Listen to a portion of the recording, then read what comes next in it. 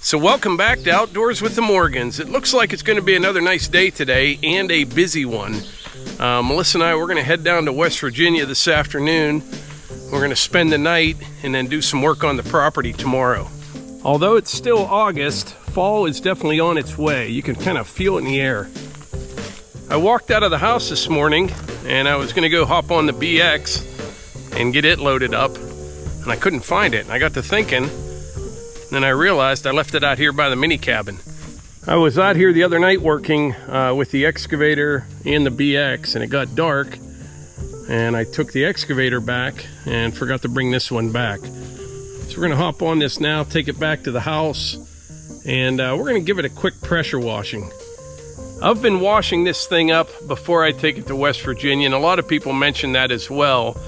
That I should try to do that to prevent spreading this Japanese stilt grass from here to the West Virginia property. The problem is it's already down there, it's already on the property, so I don't think I'm going to hurt it either way, but I figure it's going to take me 10 minutes to spray it off just in case, maybe not carry some seeds with me. Who knows if it works or not, but this stilt grass is a problem everywhere, pretty much all through the east now. We don't have as much of it on the property in West Virginia as we do here, but it's probably only a matter of time.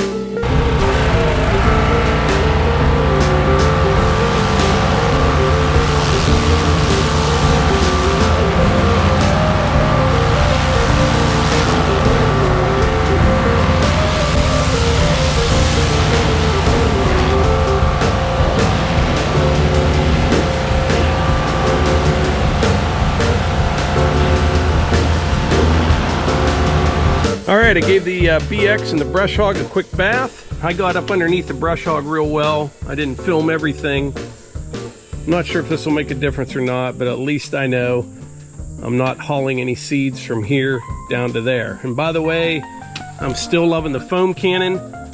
Since I mentioned this in a video about a month ago, maybe 3 weeks ago, over 1,000 people have bought this foam cannon. People are actually tagging us in videos using it, and the Chemical Guy soap. Good stuff. If you want one of these and hadn't got one yet, there's a link in the description along with this turbo nozzle right here. I haven't had any problems with the turbo nozzle yet, but be warned, I kind of tread lightly around these stickers and things on the Brush Hog. It's got a lot of power. This is a 2700 PSI pressure washer, just so you know what you're dealing with. All right, one more thing I need to do before we load up and hit the road. I need to go down and mow my mom's grass.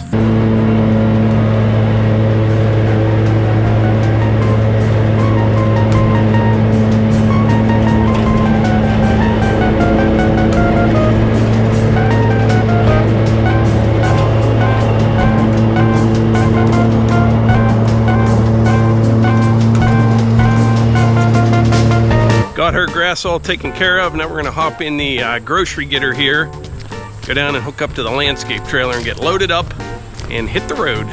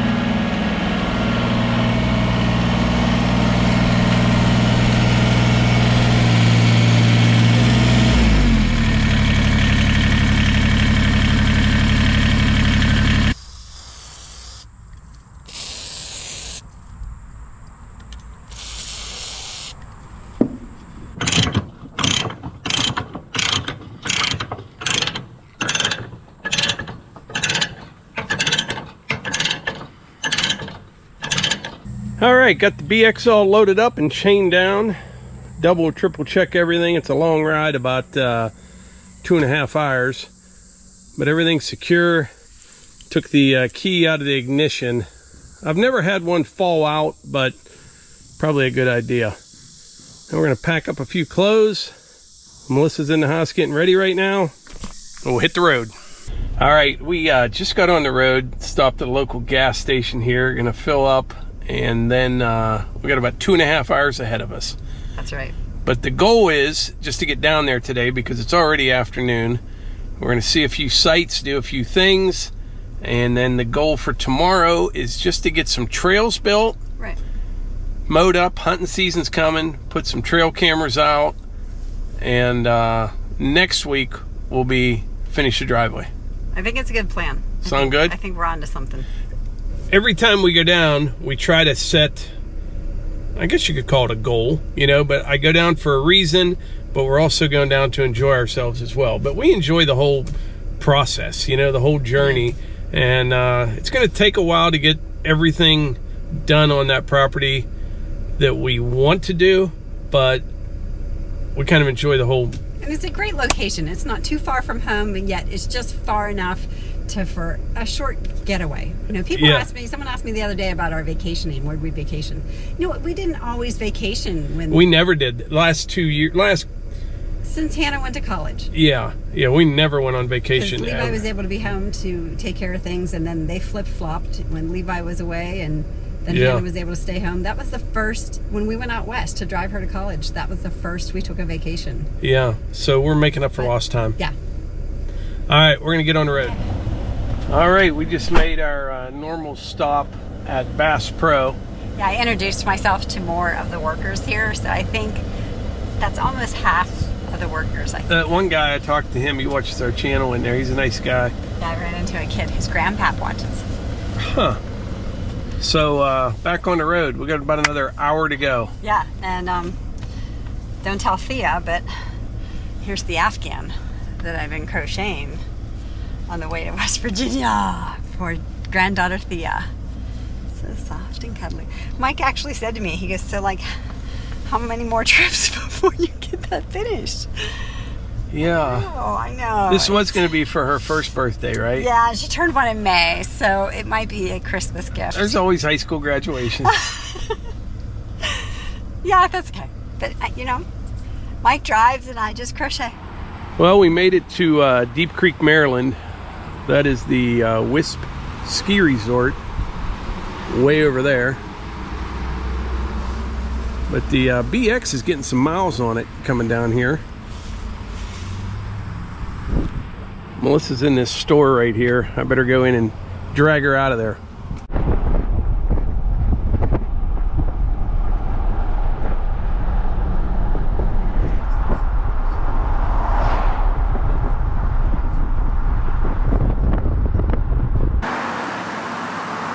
So we are down here at Deep Creek Lake, and we just ran into Brian. How's it going? Good. You and your dad both watch the channel, right? That's right. So Brian lives around here, and what's your dad's first name? Ken. Ken. All right. So you better say hi to your dad in case he's watching. Hey, Dad. But yeah, Brian's been giving us some information on the area. You've lived here your whole life? Yeah. Very cool. Nice area. So we stopped here by the lake for a minute, and Brian stopped by. You just saw him on video. Super nice guy, though. Him and his dad both watch the channel. He invited us to come ice fishing down here on the lake this winter, and he's going on an elk hunt soon in Colorado. I told him my story about how I did not get an elk last year, but really nice guy, and I'm glad he stopped to say hi. We have a contact here, so we got his number in case we have any questions. Yeah. It's good to know the people on the inside. That's right. We're not getting a boat. I know. We're going to just rent one.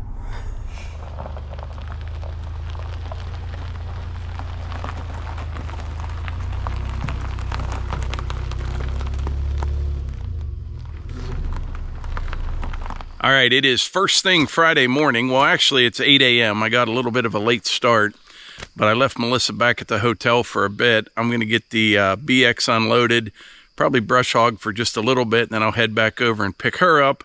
We may even get some breakfast and come back over. I really only have probably a couple hours of work here today. The goal is just to get some trails cut and put some more trail cameras up. Hunting season is fast approaching. Yes, I will be doing some hunting down here. I mentioned before, I just enjoy hunting. If I get something, I get something, but I don't really care either way. It's just a good reason to sit out there in the woods. And this is a beautiful woods to sit in. It is so quiet here. But today it's going to be a little noisy between the brush hog and then down on the other road. We have frontage on another road down that way. I just saw some guys setting up. They're going to be trimming the power line down there. So it's going to be a little noisy here today. But most of the time, it's pretty quiet.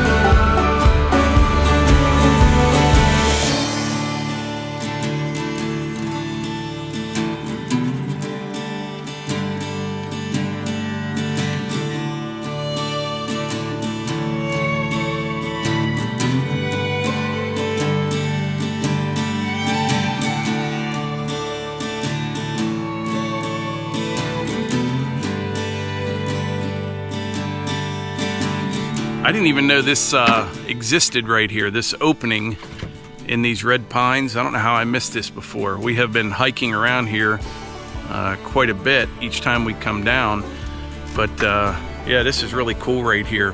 What I did, I brush hogged a path from the end of the driveway, maybe 150 yards, something like that, just 4 feet wide. I'll widen it just a little bit. But right in this area right here, there's kind of a break in these trees, and it's a nice opening right here. So if you don't already know, we talked about this in some other videos, but this property here in West Virginia, this used to be farmland up until probably the late 40s, early 50s, I'm guessing. At that point, I don't know what happened, but they quit farming and they planted all these pine trees. Which is why the red pine, you can kind of see, sometimes you'll get right on a row. They're straight rows, but this is all red pine in here. Down that direction, about 100 yards, starts the white pine. Now the white pine are a lot bigger than the red pine, and the white pine regenerate on their own. You know, we have white pine down there from seedlings, you know, 3-4 inches in diameter up to 30 inches in diameter. Red pine does not regenerate. So eventually, I don't know how long, these will go away at some point. I'm actually going to meet a forester down here next week and kind of go over this and kind of figure out, you know, what's going to happen here over the next several years. And then up that way, you get into some more white pine. And then there's hardwoods from there on up.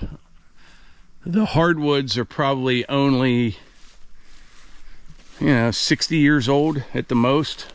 Nothing real big up there. The red pine looks cool, but I kind of actually really like the white pine. Here's some right up here where they start again. Just walked through a spider web there across my lips.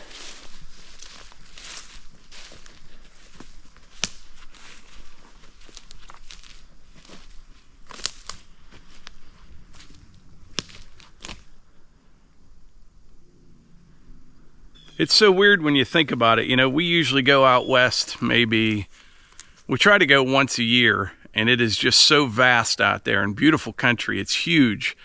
But like this property right here, this is only 40 acres, and you could explore this in here for days, actually weeks.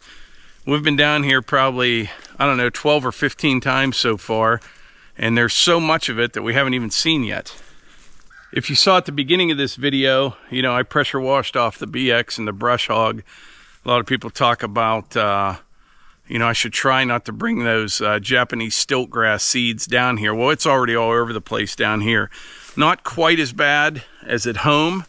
I'll tell you what I want to do. I'll put a video up above, but Levi and Kate and the grandkids were down here, I think one day last week, and Levi really knows all these grasses, all these plants, what's native, what's not, knows a lot about the trees, but he came down here, walked around. I'll put his video up above if you want to check that out and learn more about this, but he is taking quite the interest in that, does a lot of research, reads about different things, and he's a good source of information on that. But anyway, right now, I'm going to work my way back to the truck, go pick up Melissa. When I come back, I'm going to continue on that direction back there, and then we're going to set up some trail cameras. I have a couple out here now, but there's a lot of deer trails you can see just kind of crossing through here. The cameras I have set up are just kind of randomly set out here, and it's just tons of deer in here. Few bear, but a lot of deer.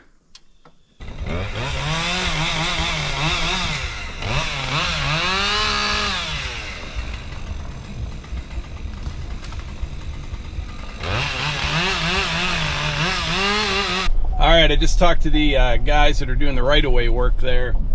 This corner right here, this is part of our property, and there's a nice apple tree right there in the corner, pretty close to the power line. And he said, no, they're not going to take that. The deer like those apples. It's loaded up with them. And plus, apple trees don't really grow up real high. Just kind of grow out. All right, I just picked Melissa up. Did you have a good morning so far? Yeah. We're going to head back down to the property. I'll show her what I got done so far. And it's a beautiful day. It is. I probably say that a lot when we're down here, but like, I guess what I would need to say is it's beautiful down here. And it's always cooler. It is. And this is like the third sweatshirt I bought on the trucks. Wow. I know.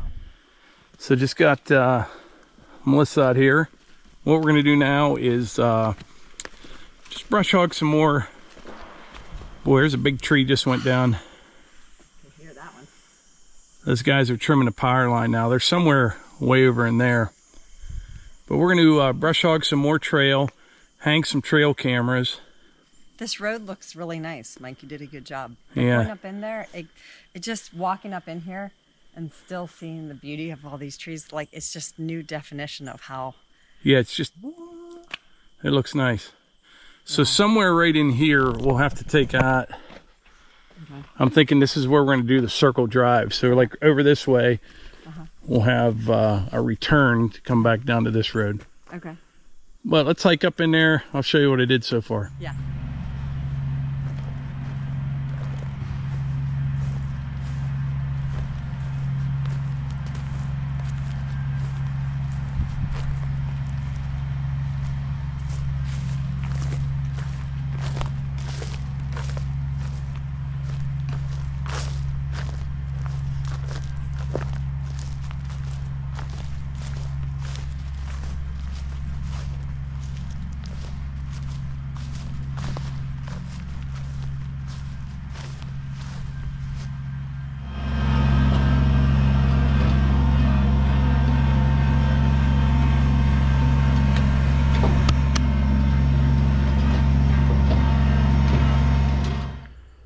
So we are taking a little break right here.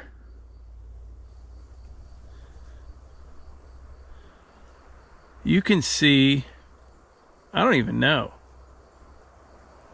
250, 300 yards, straight line.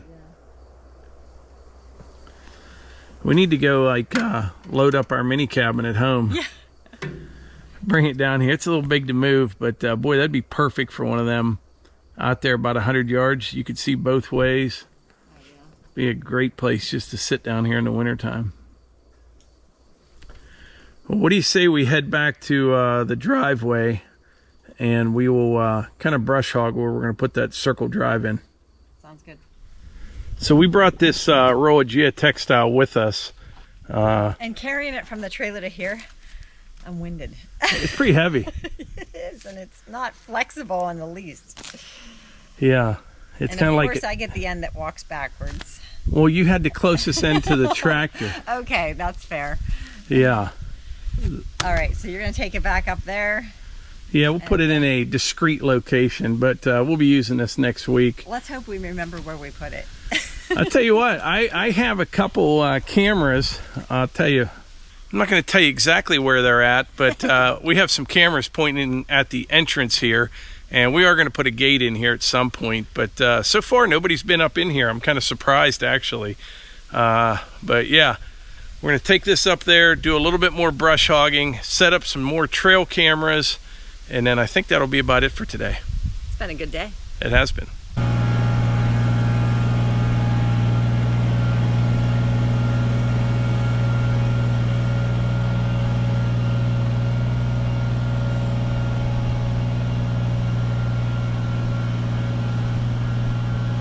All right, the sun is shining. Mike's on the trail with the tractor. And I'm gonna see if I can just move some of his chains here. Lay on the deck of the trailer. Get a little vitamin D.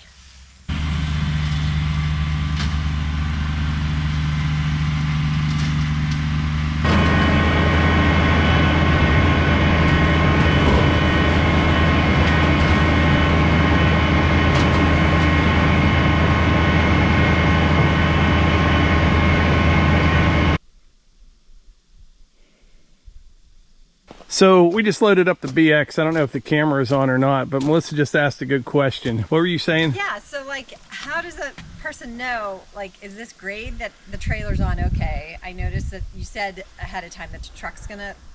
Yeah, it's a little steeper than what you like. And you know what happens when you back onto the trailer, you pull on, Yeah. pushing down on the back of the trailer, lifting up on the tongue Right. of the truck. So it's good to have your emergency brake on. Okay. And if it's something bigger, it's best to have someone in there with your foot on the brakes if need be, or to steer. But you know, that can happen if you're loading on a hillside. You had to be far enough to get the gate up to close. Yeah, this just fits, and I got the bucket sitting up there. But so all your weight needs to be right over the tires. You try to get the weight over the axles, but this tractor isn't that heavy for that truck. Just need to know this in case I bring this down by myself. Have at it, Melissa. Want to help me lift this gate up? Yeah. This isn't bad. It's kind of spring loaded. Oh boy.